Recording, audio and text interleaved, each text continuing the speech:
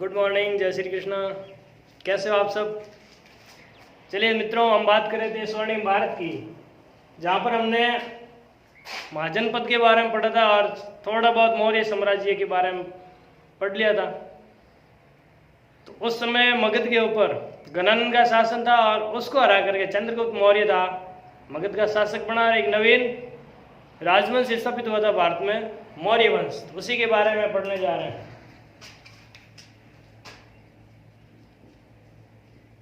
मौर्य वंश। बात करें मौर्य वंश का संस्थापक, यानी कि इस राजवंश की स्थापना किसने की थी। सीधा क्वेश्चन पूछा जाता है, मौर्य वंश का संस्थापक कौन था? तो आपका उत्तर होगा चंद्रगुप्त मौर्य। चंद्रगुप्त मौर्य। मित्रों, हमने चर्चा की थी कि चाणक्य ने चंद्रगुप्त मौर्य से संपर्क किया और उसको योद्धा बना करके मगध के शासक गणानंद को युद्ध में पराजित किया। उसी के संदर्भ में बात करेंगे। तो बात आती है आपके 322 ईसा पूर्व की। 322 ईसा पूर्व में चंद्रगुप्त मौर्य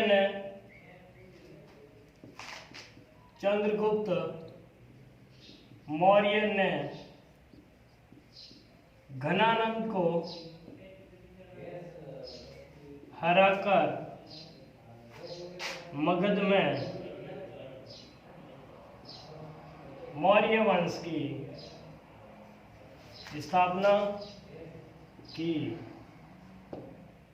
मौर्य वंश की स्थापना की। तो मौर्य वंश की स्थापना कब हुई थी? 322 ईसा पूर्व में। इसके बाद चंद्रगुप्त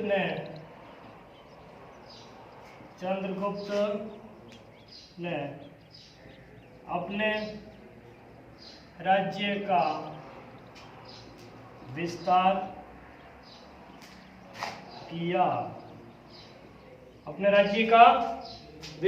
था। अब मित्र हम बात करेंगे उसका राज्य कहां कहां पर फैला हुआ था। ये आपके भारत का मानचित्र है, समझने की कोशिश करेंगे, आराम से समझ में आएगा।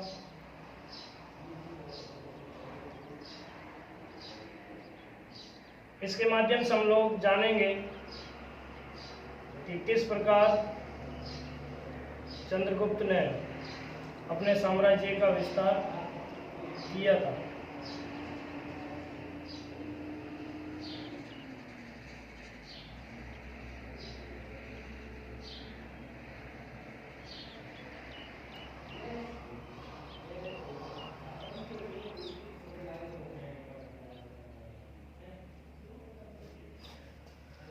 मित्रों, अगर बात करें चंद्रगुप्त मौर्य के राज्य की, तो यहाँ पे एक जगह पड़ती है मगध। यहाँ पर किसका राजवंश था? चंद्रगुप्त मौर्य का। शासक बनने के बाद चंद्रगुप्त ने अपने राज्य का विस्तार किया था। इस मानचित्र के माध्यम से हम समझने का प्रयास करेंगे कि आधुनिक भारत और प्राचीन भारत के किन किन क्षेत्रों पर चंद्रगुप्त मौर्य का शासन था।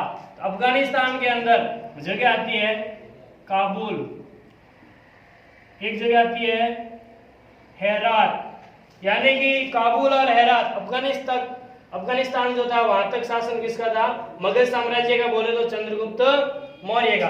उसके बाद में अगर बात करें पाकिस्तान में जगह आती है पेशावर, इधर तक्षशिला, इधर बात करें आपके पंजाब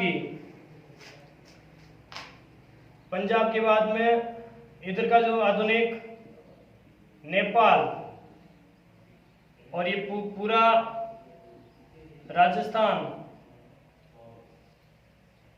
दक्षिण में अगर बात करें अवंती, इधर बंगाल। तो कुल मिलाकर के बहुत बड़े भूप्रदेश के ऊपर इतना बड़ा जो क्षेत्र था किसके हाथ में था? चंद्रगुप्त मौर्य का। तो मतलब काफी बड़े भूभाग के ऊपर चंद्रगुप्त मौर्य ने अपना शासन स्थापित किया था। इसके बाद में जो बलूचिस्तान वाला क्षेत्र था ये भी चंद्रगुप्त मौर्य ने सेल्यूकस निकेटर से प्राप्त भी किया था। तो बलूचिस्तान भी कहां पर है? पाकिस्तान के अंदर। काफी बड़े भू क्षेत्र पर चंद्रगुप्त मौर्य का शासन रहा था।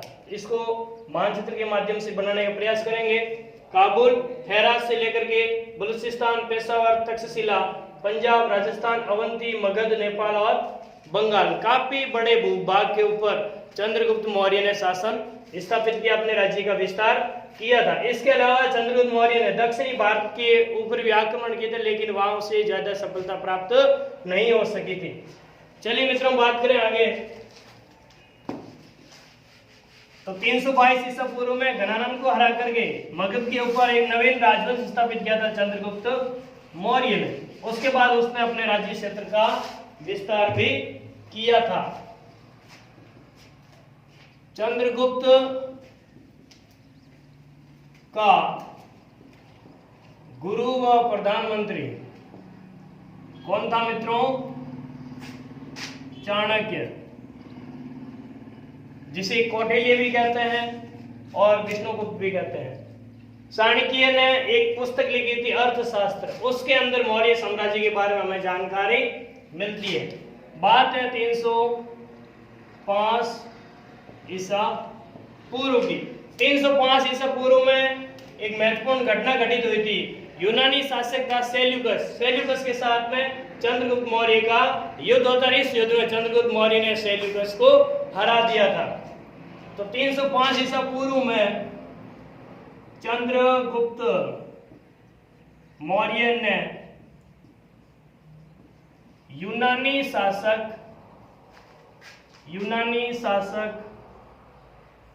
सेल्यूकस निकेटर को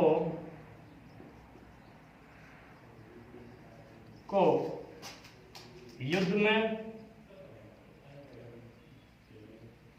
हराया। सेल्यूकस निकेटर ने चंद्रगुप्त मौर्य के ऊपर आक्रमण कर दिया था और युद्ध के अंदर चंद्रगुप्त मौर्य ने सेल्यूकस को हरा दिया था। युद्ध के बाद सेल्यूकस ने चंद्रगुप्त के साथ संधि कर ली। क्या कर ली मित्रों? संधि बोले तो दोनों के बीच में समझौता हो गया था। इस समझौते के तहत सेल्यूकस ने अपनी पुत्री पुत्री का नाम क्या था? हेलेना का विवाह चंद्रगुप्त मौर्य के साथ कर दिया। मित्रों, प्राचीन भारत में प्रथम भारतीय शासक जिसने विदेशों के अंदर शादी की थी कौन सा था? चंद्रगुप्त मौर्य, जिसने यूनान की राजकुमारी हेलेना के साथ में विवाह किया था। इसके अलावा जब बात करें, सेल्यूकस ने अपनी पुत्री का विवाह चंद्रगुप्त के साथ में कर दिया था, तो दोनों आपस में बातचीत कर रहे थे। सेल्यूकस ने कहा कि भाई मैं इतनी बड़ी सेना लेकर के आया था लेकिन आपको हरा नहीं पाया, उसका मुझे दुख होता है। उसी समय सेल्यूकस की नजर हाथियों के ऊपर पड़ गई थी। चंद्रगुप्त मौर्य की सेना में बहुत सारे हाथी थे। तब उसने कहा कि ये कौन से जानवर है? चंद्रगुप्त ने कहा कि यही वो योद्धा थे जिनके माध्यम से हमने मदद लेकर के आपको युद्ध के अंदर हराया था। तब चंद्रगुप्त मौर्य ने 500 हाथी सेल्यूकस को दिए थे। बदले में सेल्यूकस ने चंद्रगुप्त मौर्य को बलूचिस्तान, अफगानिस्तान का जो क्षेत्र था वो दे दिया था। चंद्रगुप्त ने सेल्यूकस को 500 हाथी दिए। कितने हाथी दिए मित्रों? 500 हाथी। बदले में उसे किसको? चंद्रगुप्त को अफगानिस्तान, बलूचिस्तान व पंजाब का क्षेत्र मिला। पंजाब का क्षेत्र मिला। चंद्रगुप्त ने 500 हाथी दिए तो सेल्यूकस ने बदले में अफगानिस्तान का क्षेत्र दिया, बलूचिस्तान दिया और पंजाब का भू क्षेत्र था जो चंद्रगुप्त को दे दिया। सेल्यूकस ने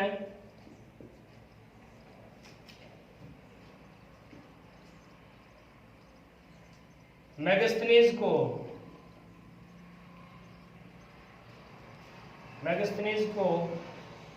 अपना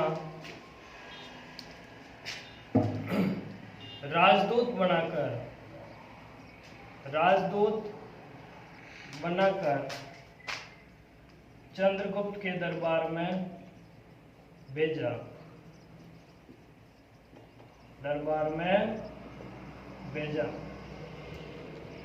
जिस प्रकार वर्तमान में विदेशों के अंदर राजदूत होते हैं, उसी प्रकार सेल्यूकस ने अपना प्रतिनिधि बना करके हमेशा के लिए चंद्रगुप्त मौर्य के दरबार में किसको भेजा था? मेगास्थनीज को। मेगास्थनीज ने मित्रों एक पुस्तक लिखी थी जिसके माध्यम से हमें मौर्य शासन के बारे में जानकारी मिलती है। मेगास्थनीज ने इंडिका नामक पुस्तक लिखी। कौन सी पुस्तक लिखी थी? इंडिका पुस्तक लिखी। मौर्य शासन के बारे में जानकारी देने वाले दो स्रोत है, एक इंडिका और एक है चाणक्य की अर्थशास्त्र।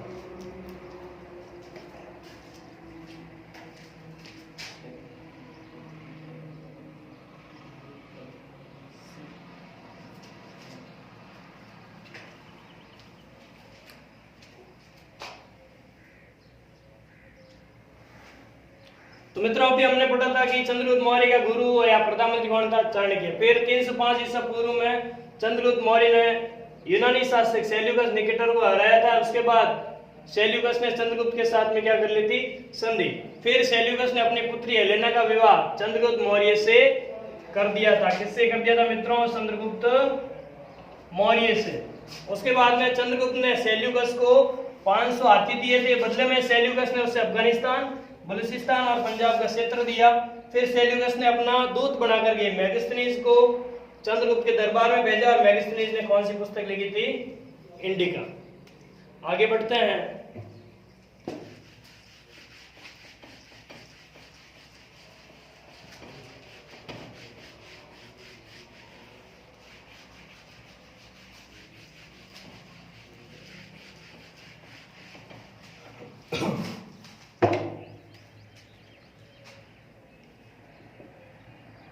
बाद में चंद्रगुप्त ने भद्रबाहु के कहने पर जैन धर्म अपना लिया। कौन सा धर्म अपना लिया मित्रों? जैन धर्म। भद्रबाहु जो साधु था, जैन साधु, उसने चंद्रगुप्त मौर्य को सलाह दी कि कौन सा धर्म स्वीकार कीजिए? जैन धर्म। उसके बाद में चंद्रगुप्त दक्षिण भारत में चला गया। दक्षिणी भारत में चला गया था। 298 ईसा पूर्व में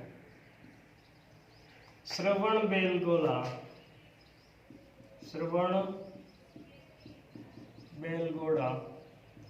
जो कि कर्नाटक में है, में चंद्रगुप्त मौर्य की मृत्यु हो गई।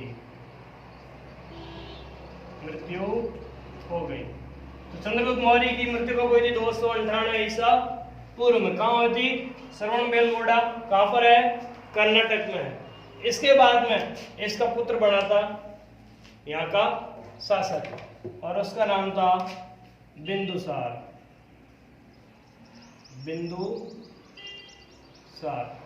तो मित्रों चंद्रगुप्त के अगर काल की बात करें तो 322 ईसा पूर्व वो शासक बना था, 298 ईसा पूर्व में उसकी मृत्यु हो गई थी। बिंदुसार का जो शासन रहा था वो रहा था आपके 298 से 273 ईसा पूर्व। ये था चंद्रगुप्त मौर्य का पुत्र। चंद्रगुप्त मौर्य की मृत्यु के बाद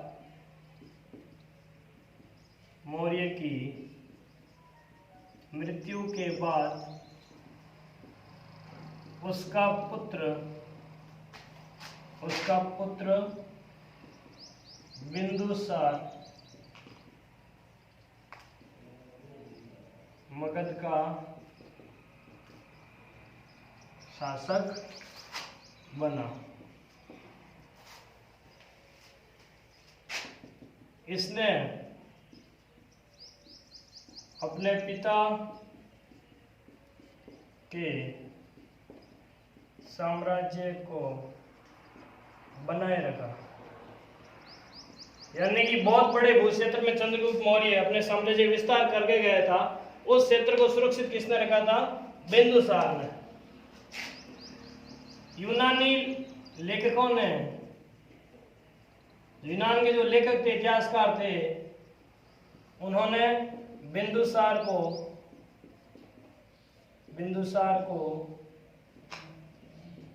अमित्रोचेट्स का क्या कहा था? अमित्रोचेट्स।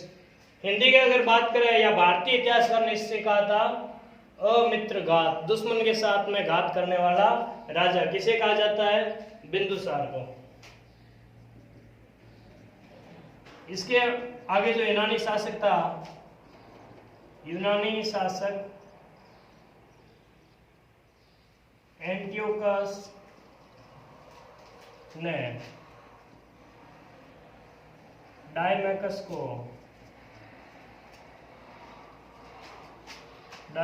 को अपना राजदूत बनाकर बिंदुसार के दरबार में भेजा।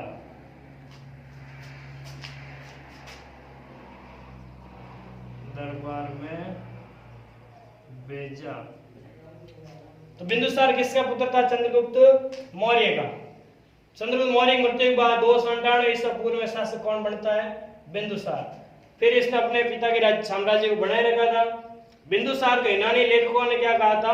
अमित्रोचेटस या फिर अमित्रघात। फिर यूनानी शासक था एंटियोकस। एंटियोकस ने अपना राजदूत बना करके भेजा था बिंदुसार के दरबार में। उसका नाम क्या था राजदूत का? डायमेकस। क्या नाम था? डायमेकस था। और 273 ईसा पूर्व में बिंदुसार की क्या हो जाती है?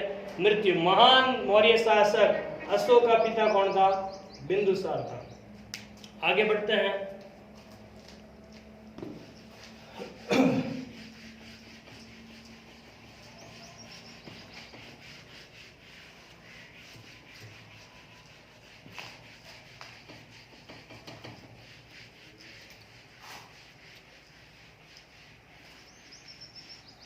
अगला जो हमारा मौर्य शासक आता है वो है अशोक महान।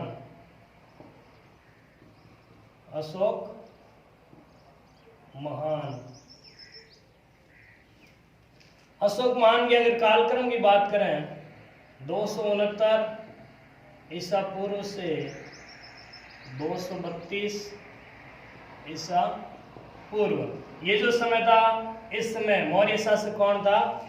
अशोक महान। महान क्यों कहते हैं? क्योंकि इनके कार्यों के कारण ये इतिहास में प्रसिद्ध हो गए थे। इसको चक्रवर्ती सम्राट अशोक भी कहा जाता है।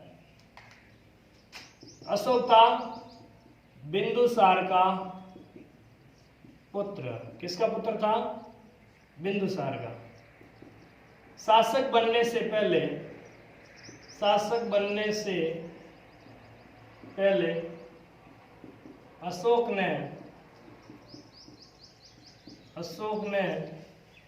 अपने 99 भाइयों की हत्या की थी।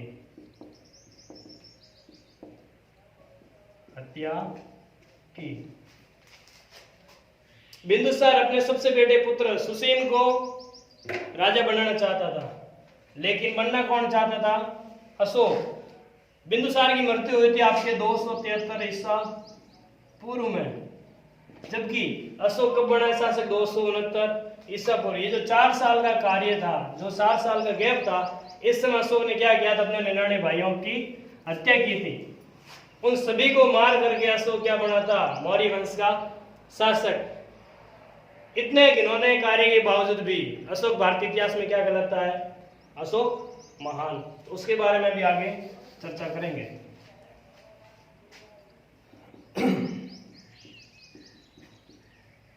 अशोक के मास्की व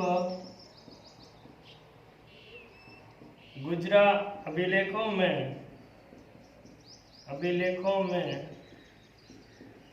उसे अशोक कहा गया। अशोक कहा गया। 2 अभिलेख आते हैं, एक मास्की का और दूसरा है गुजरा का। दोनों स्थान है दक्षिणी भारत में। इन 2 स्थानों के जो अभिलेख मिले थे उसमें अशोक के लिए कौन सा नाम उपयोग किया गया, अशोक। बाकी जगह इसके नाम का कहीं उल्लेख नहीं मिलता है। अन्य अभिलेखों में उसे देवनाम्प्य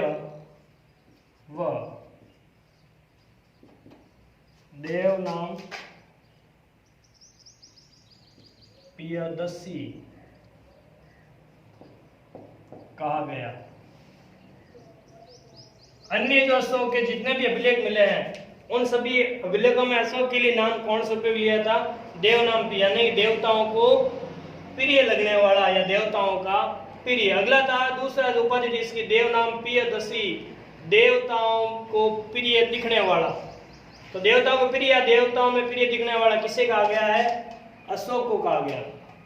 कहाँ कहा गया, इसके अभिलेखों में। अभिलेख क्या होते हैं मित्रों, किसी भी धातु पत्थर के ऊपर जो लेख लिखा जाता है उसे क्या कहेंगे, अभिलेख कहेंगे। ठीक है, इसके बारे में थोड़ी सी चर्चा कर लेते हैं। इसका विवाह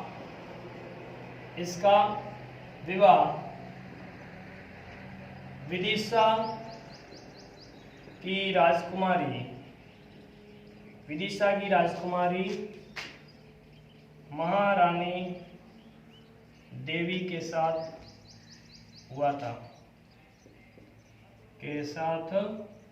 हुआ। महारानी देवी किसकी पत्नी थी, मौर्य शासक अशोक की। कहां की राजकुमारी थी ये, विदिशा की। इससे संघमित्रा व महेंद्र का जन्म हुआ। अशोक महान के पुत्र और पुत्री का जिक्र आता है, संघमित्रा और महेंद्र। इनका जन्म या इनकी मां कौन थी, महारानी देवी थी। एक अन्य जो इनकी पत्नी थी अशोक की, अन्य पत्नी कारुवाकी का उल्लेख अभिलेखों में मिलता है। कहाँ मिलता है मित्रों, अभिलेखों में मिलता है। तो अशोक किसका पुत्र था, बिंदुसार का। शासक बनने से पहले अशोक ने अपने 99 भाइयों की हत्या की थी। मास्के और गुजरा अभिलेखों में से अशोक कहा गया, जबकि अन्य अभिलेखों में देवनाम्प्य और देवनाम्प्य दसी कहा गया है। इसका विवाह विदिशा की राजकुमारी महारानी देवी के साथ हुआ था। और महारानी देवी और अशोक के संतान कौन कौन थे, संघमित्रा और महेंद्र। अन्य पत्नी कौन थी, कारुवाकी, जिसका उल्लेख अशोक के अभिलेखों में मिलता है। इसकी आगे की जो चर्चा है नेक्स्ट क्लास में करेंगे। तब तक आप आराम से मौर्य साम्राज्य स्थापना के बारे में और इन शासकों के बारे में पढ़ोगे। धन्यवाद, आपका दिन शुभ हो।